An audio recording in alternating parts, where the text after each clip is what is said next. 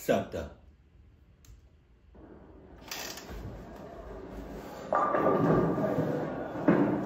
You gotta be crazy to start a fight or argument or any confrontation at a bowling alley or a gym. A bowling alley, because there's hella balls that weigh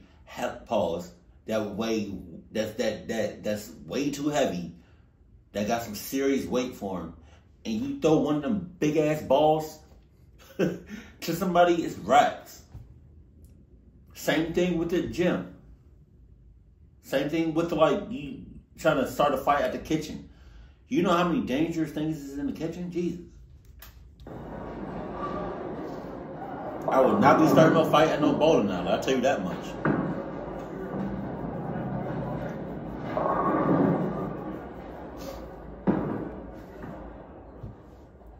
The dimly lit lanes of the bowling alley.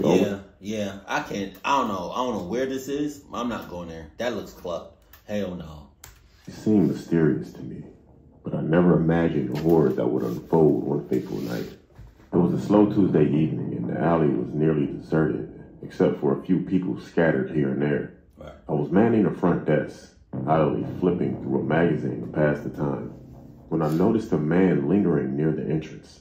A man whose presence set off alarm bells in the back of my mind. Oh, yeah. All I saw was a walking red flag. That dude was sus to me. Something about him just didn't sit right with me. His eyes were cold and calculating, his movements unnervingly precise. But I brushed off my unease and went about my duties, hoping he would leave without incident. As the night wore on, however, my unease only grew stronger. The man seemed to be watching me, his gaze following my every move with unsettling intensity. I tried to ignore him and focus on my task, but his presence loomed over me like a dark cloud, casting a shadow of fear across the empty alley. And then, just as I was about to close up for the night, the man approached the front desk with a sinister smile. Are you there by yourself? You have nobody, no other coworkers? Nobody else were there with you? That's club. Your coworkers are club. Your boss is club. That's clubbed up for them to do that. How do you not hold bowling alley by yourself? You know how big a bowling alley is? To be there by yourself? Not including the shits in the back. Hell no. Playing at the corner of his lips. Pause. I asked him could I help him with something, trying to keep my voice steady, despite the rising sense of dread. The man's smile widened, revealing a row of yellow teeth that sent a shiver down my spine. He said, I was wondering if you could help me find my daughter. His voice smooth as silk but laced with malice. My heart skipped a beat at the mention of his daughter, a daughter who was nowhere to be seen. Alarm bells rang in my mind as I realized the gravity of the situation. I told him that I was sorry and I couldn't help him with that. My voice was trembling with fear, but the man's smile only widened, his eyes glinting with twisted sense of satisfaction. He was like, "Oh, I don't think you can," he said, reaching across the counter with a hand that seemed to loom impossibly large. And he was like, "You see, my daughter is here somewhere, and I intend to find her, and if you won't help me willingly, well, let's just say I have other ways of getting what I want." Oh, Jesus Panic Christ. surged through me as I realized the man's intentions. He wasn't here to find his daughter. He was here to take her, and he would stop at nothing to get what he wanted. Oh, yeah. With a surge of adrenaline, I lunged for the phone, dialing 911 as fast as I could with my trembling fingers would allow. But before I could utter a word, the man's hand closed around my wrist with a vice-like grip, crushing the phone to the ground with a sickening crack. I screamed for help, but my cries were drowned out by the sound of chaos erupting around me. Patrons fled in terror, their shouts mingling with blaring of alarms and clatter of bowling balls. And then, just as suddenly as he had appeared, the man vanished into the night, running away, leaving behind only a trail of destruction and lingering sense of dread. I was afraid. I was scared. In the days that followed, the alley was abuzz with rumors of attempted kidnapping, but the man was never caught, and his daughter was never found. To this day, I can't shake the feeling that he's still out there, lurking in the shadows, waiting for the perfect opportunity to strike me again. As I lock up the alley each night, I can't help but wonder, will he come back? He most likely will. And when he does, you make sure you get a bowling ball.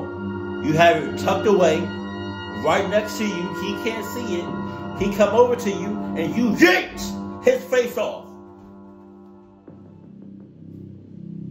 Cluck. I went to work one day, and the lights of the bowling alley flickered ominously as I made my rounds, checking on the deserted lanes. It was late and most of the customers had long since gone home, leaving the alley eerily quiet except for the faint hum of the machinery. I was lost in thought when I heard it, a soft, almost imperceptible rustling coming from the corner of the alley. My heart skipped a beat as I turned to investigate. My senses were on high alert. As I approached the source of the sound, a chill ran down my spine. Standing in the shadows was a figure dressed in tattered clown costume. Its face... You lost me at clown. You lost me at clown. I'm out of here. I don't care where my coworkers are at. I don't care if I'm here by myself. I'm leaving. Point blank, period. Obscured by a grotesque mask twisted into a sinister grin. I froze in terror as the clown stepped forward, his eyes fixed on me with an intensity that sent shivers down my spine. His movements were slow and deliberate, like a predator stalking its prey, and he was hunched over, just trying to get me. I didn't know what was happening. I tried to summon up the courage to run, but my legs refused to move. I was rooted to the spot, helpless against the terror that gripped me. And then, with a sudden burst of speed, the clown lunged toward me, his outstretched hand reaching my throat. I stumbled backward, my heart pounding in my chest as I frantically searched for an escape. But no matter which way I turned, the clown was there, its malevolent laughter echoing through the empty alley like a death knell. I knew I had to do something, anything to survive. You had a bowling alley. You get a hella bowling balls. Just keep going. Just keep going. Just keep going until he not moving. And when he not moving, you still keep going. Of adrenaline. I grabbed a nearby bowling ball and I hurled it at the clown with all my strength. Now come on now. My horror, the ball passed right through the clown as if it were made of smoke. Okay. Leaving me standing there trembling and alone. But the clown wasn't done with me yet. With a flick of its wrist, it sent a wave of bowling pins crashing toward me, their sharp edges glinting in the dim light. I barely had time to dodge out of the way before they struck, sending me sprawling to the ground in a tangled heap. As I lay there, grasping for breath, I knew I was running out of time. The clown was closing in, its laughter growing louder and more deranged with each passing moment. But just then, all hope seemed lost. A beam of light pierced the darkness, illuminating the alley with blinding intensity. The clown let out a blood-curdling scream and vanished into thin air, leaving behind only lingering sense of dread. As I picked myself up off the ground, shaken but alive, I knew I would never forget the horrors that unfolded in the bowling alley that night. As I locked up and made my way home, I couldn't shake the feeling that the clown was still out there lurking in the shadows, waiting for his next victim. I don't know, but maybe I should have told you at the beginning of the story, but I was high as hell before I went in to work that day, and I kept smoking throughout work. I don't know if what happened was real, but all the bowling pins were everywhere, and I still have bruises from when that happened. So I don't know. What do you think? I think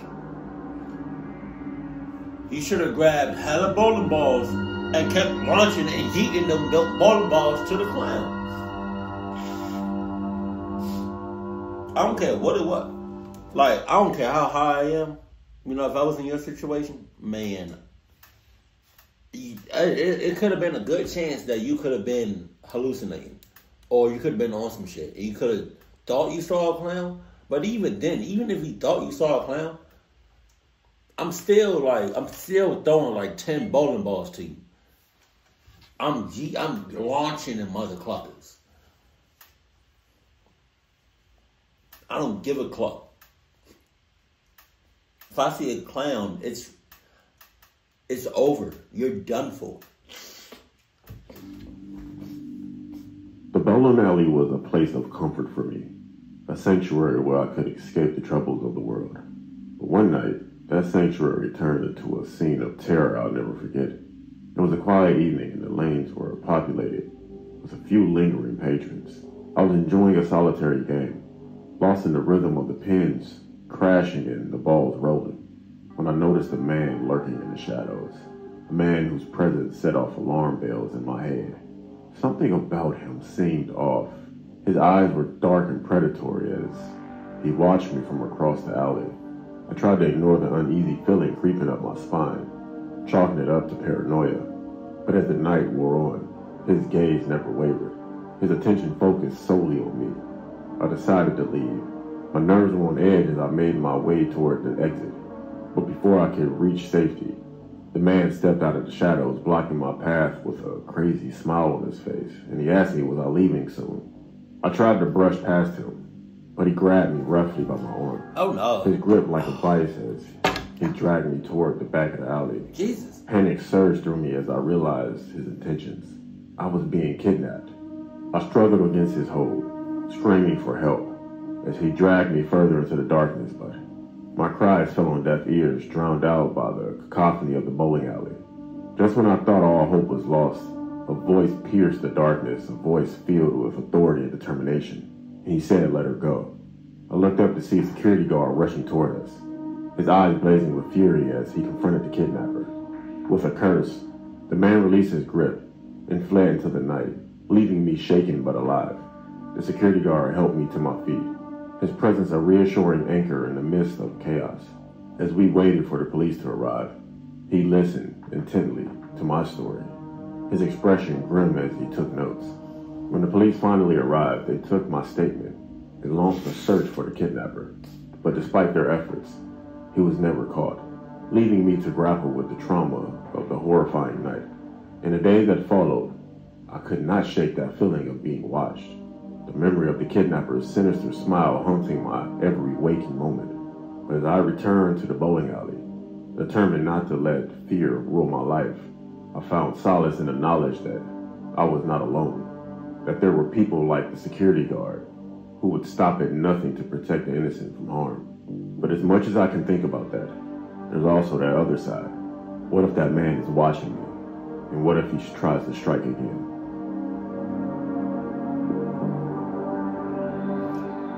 Shit, all right. So you said, well, he was trying to kidnap you, right?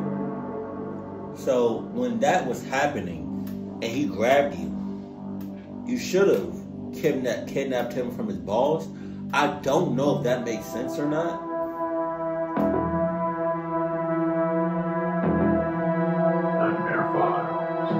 Gattor files.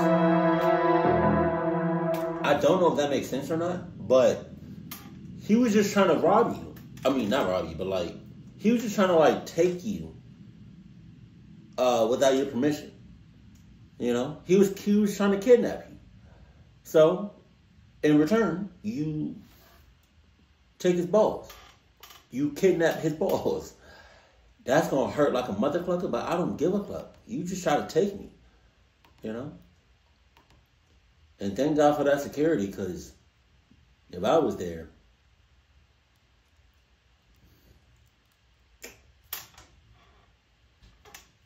I'm just there for the paycheck. Keep it cool, keep it classy, and I love you. Stay happy. My family.